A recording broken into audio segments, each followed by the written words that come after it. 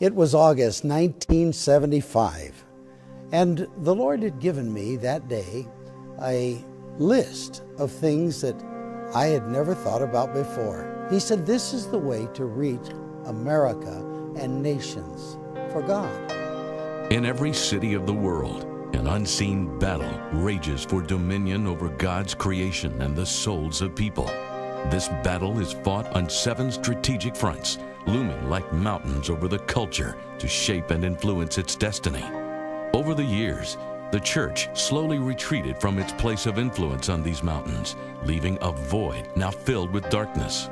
When we lose our influence, we lose the culture, and when we lose the culture, we fail to advance the kingdom of God. And now, a generation stands in desperate need. It's time to fight for them and take back these mountains of influence. The mountain of government, where evil is either restrained or endorsed. The mountain of education, where truths or lies about God and His creation are taught. The mountain of media, where information is interpreted through the lens of good or evil. The mountain of arts and entertainment, where values and virtue are celebrated or distorted. The mountain of religion, where people worship God in spirit and truth or settle for a religious ritual. The mountain of family, where either the blessing or a curse is passed on to successive generations. And the one mountain they all depend on, the mountain that fuels and funds all the other mountains. The mountain of business, where people build for the glory of God or the glory of man, where resources are consecrated for the kingdom of God or captured for the powers of darkness.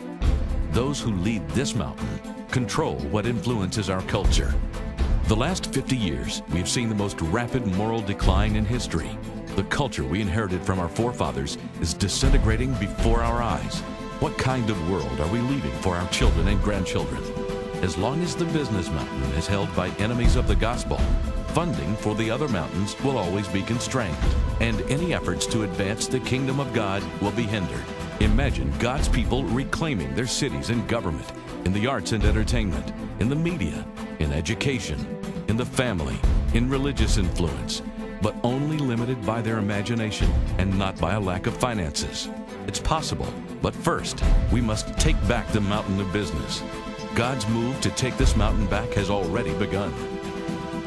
Thousands and thousands of business leaders in every major city across the nation are filling arenas to learn from business leaders and hear the gospel of Christ. 90% of people working in the marketplace believe in God. 78% believe spirituality and business mix. 70% say that because of their faith, they find meaning and purpose in life. There are over 56 million Bible-believing Christians working in the marketplace, a vast army of God waiting to be truly engaged in the battle.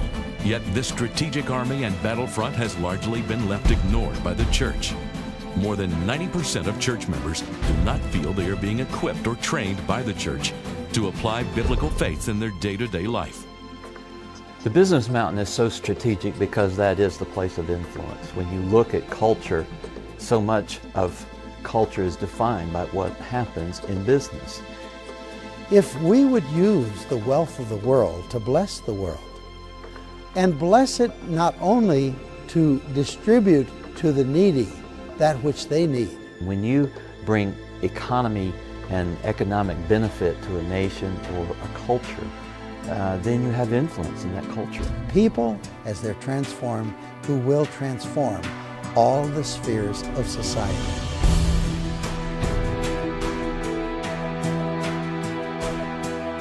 It is time to reclaim the 7 mountains and bring the life of God back into our culture.